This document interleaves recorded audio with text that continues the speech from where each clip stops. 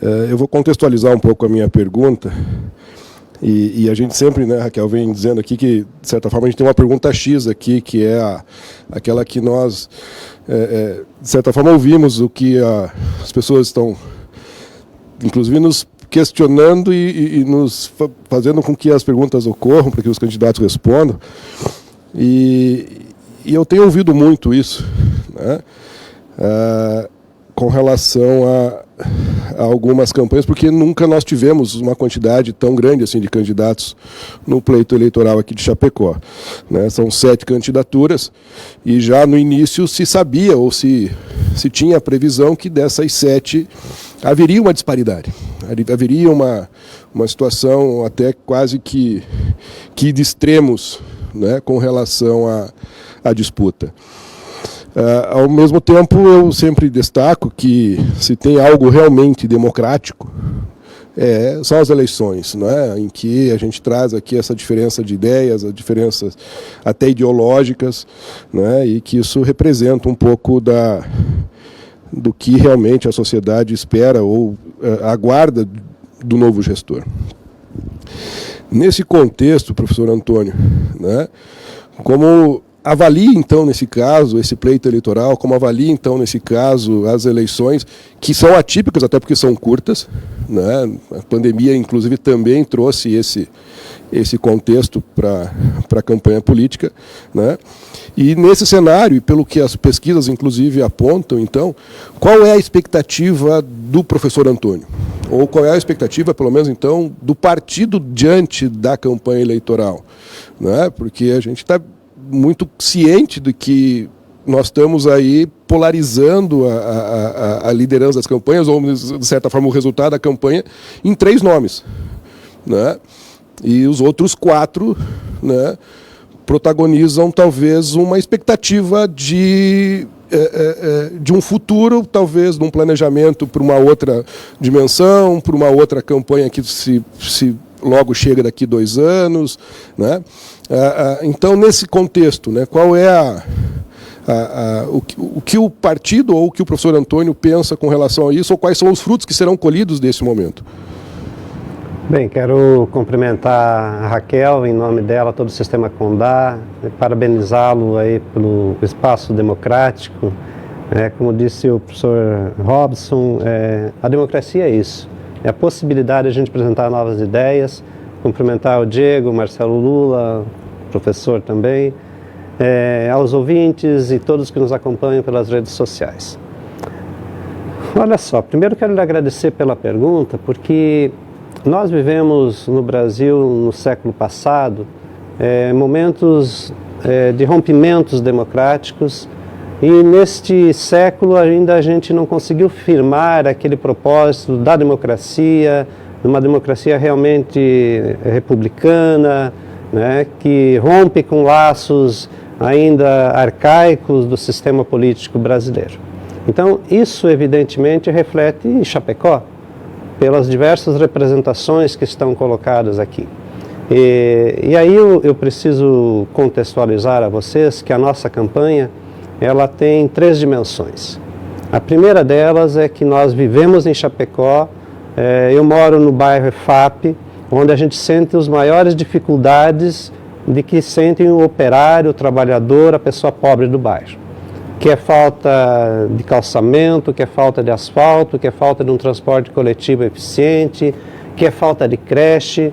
E eu preciso trazer presente, compartilhar com vocês, que o nosso filho que estuda numa escola pública municipal, na sala onde ele estudava no ano passado, um veículo invadiu a sala e por pouco não provoca uma tragédia, porque não se planejou esta cidade na forma adequada que precisa. Nós temos um sistema de saúde que demora mais de 2 anos para chegar a uma especialidade, professor Robson. E isso tudo me parece que tem muito a ver com 2 questões pontuadas aqui muito bem por você. Uma delas é a disparidade no momento de fazer a disputa eleitoral. Eu brincava com vocês antes, nós temos 15 segundos de programa de rádio e televisão. Então, se a gente fosse partir de um princípio democrático, um tempo que teoricamente é público, devia ser igual para todos, porque aí nós fortaleceríamos a democracia. O dinheiro também do fundo eleitoral que nós até somos favoráveis, mas teria que ser distribuído de uma forma proporcional. Porque não dá para você distribuir 1% para um partido, para uma candidatura, e distribuir o restante para os demais. Aí você mantém o sistema que está.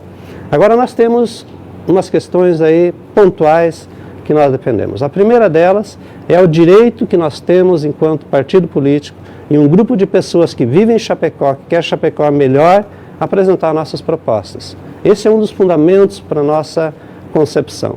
E dizer com toda a tranquilidade aqui, nós somos um partido socialista, não temos nenhum problema em dizer isso. Agora, o tripé que nos sustenta é a solidariedade, a democracia e a participação. Nós não acreditamos nesse socialismo imposto. Nós queremos construir um socialismo com a massa da classe trabalhadora, com as pessoas que acreditam no Brasil, que acreditam em Santa Catarina e que acreditam em Chapecó. Então, o pessoal tem um propósito muito claro. Agora, uma outra coisa fundamental também que nós acreditamos, que não basta ter ideologia, professor Jota. É preciso que na gestão a gente rompa com o processo meramente ideológico.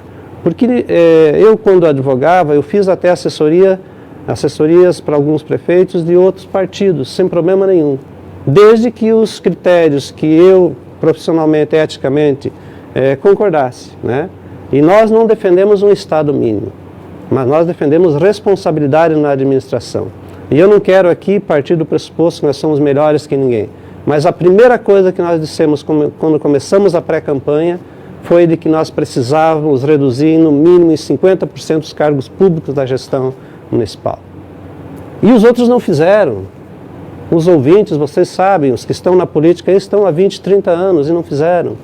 Então, nós, na verdade, estamos aqui para dizer que nós fazemos a diferença em Chapecó. Para nós não é uma aventura.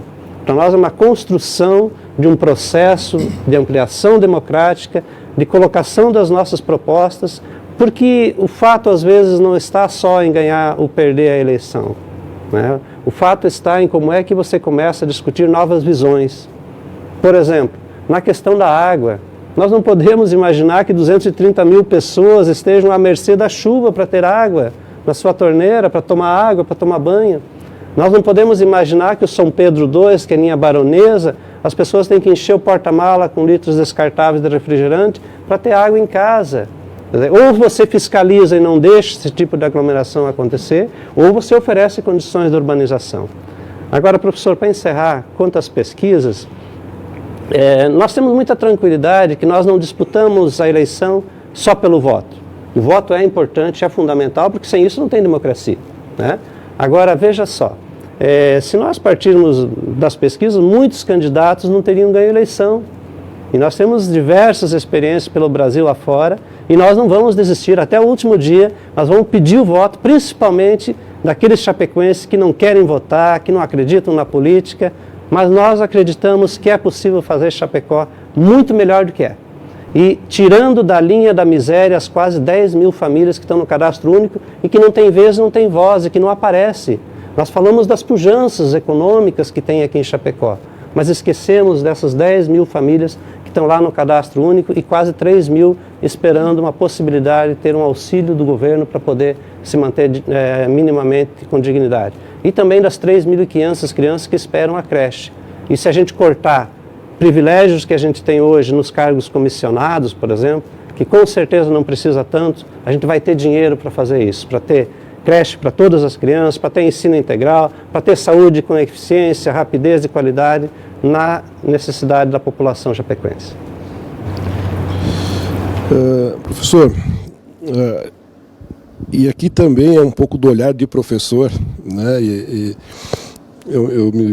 Muitas vezes também me vejo nos mesmos questionamentos do professor Givanildo aqui, quando ele também traz aqui algumas questões com relação a uma preocupação com a nossa educação, né? Assim como professor, eu também sou professor universitário, e entendo que por mais que não seja, né, a competência do município, né, a educação superior, no caso, mas nós temos em Chapecó hoje, ou nós já podemos considerar Chapecó hoje como uma cidade universitária, né?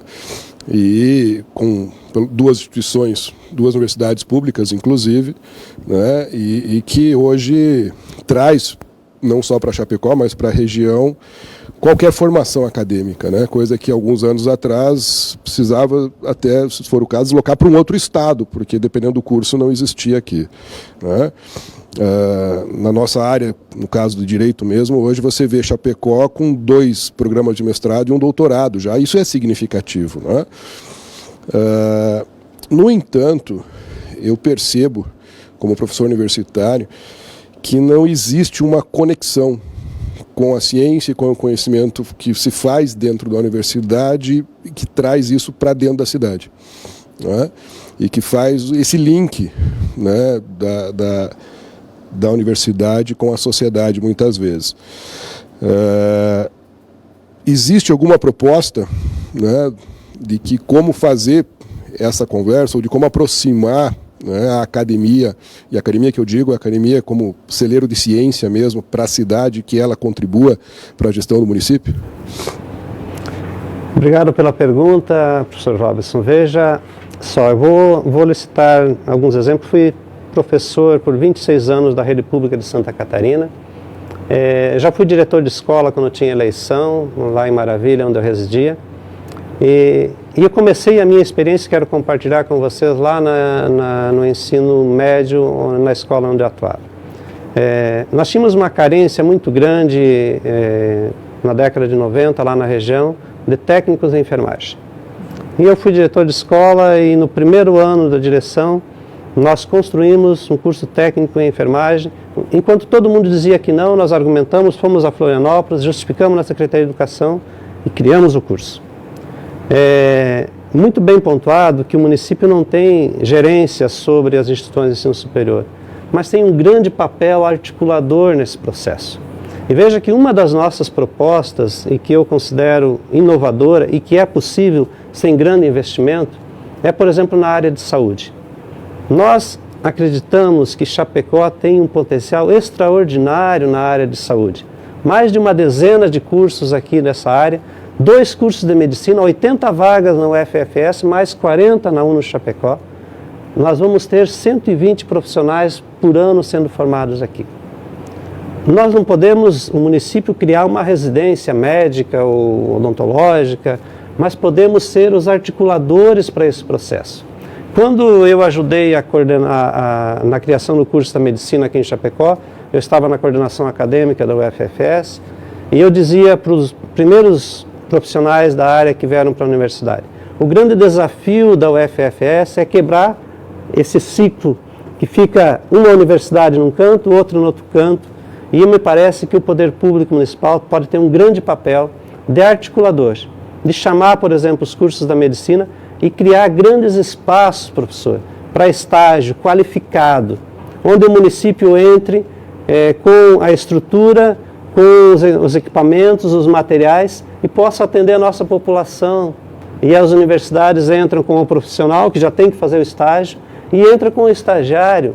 Aí nós vamos ter uma conjugação de forças realmente que vai chegar na comunidade, sem grande custo, perfeitamente possível, perfeitamente legal. O aluno vai ter uma qualificação muito melhor do que ele tem, vai conhecer a realidade, e nós vamos poder atender todas as nossas crianças, vamos poder atender as pessoas que não têm condições de pagar um dentista, de pagar um médico, de pagar um exame mais especializado, e vamos incentivar as residências médicas. Eu também participei desse processo. Nós incentivamos uma residência médica, por exemplo, no Hospital São Francisco em Concórdia, mas poderia ser aqui. Agora, para isso, nós temos que ter esta capacidade de romper com alguns conceitos, né, das instituições. Se eu não me engano, eram 26 instituições de ensino superior aqui. Não sei se aumentou ou diminuiu, mas agora eu saí da gestão, não tenho acompanhado isso. Então a gente pode fazer. Vou citar um exemplo lá da EFAP. Nós temos uma única escola de ensino médio lá. O que nós precisamos? O município não vai criar uma escola de ensino médio, com certeza, porque nós ainda temos que cuidar da nossa educação básica, das creches que falta, do ensino integral. Mas podemos articular com o Estado, né, e com as próprias universidades, de ter uma escola modelo lá no bairro, por exemplo, para que os alunos façam um estágio em espaço adequado e que a gente tenha a possibilidade de que o estudante de lá fique lá. ele não vai sobrecarregar o transporte coletivo, ele não vai onerar no transporte, vai diminuir a necessidade de deslocamento, vai ficar em segurança. Então, são alguns exemplos que eu estou citando para vocês que são fáceis de fazer, desde que tenha vontade política e que não tenha personalismo, professor. Porque o grande desafio que o pessoal traz é a gente construir a ideia de que é possível no coletivo e também juntar as forças para fazer melhor.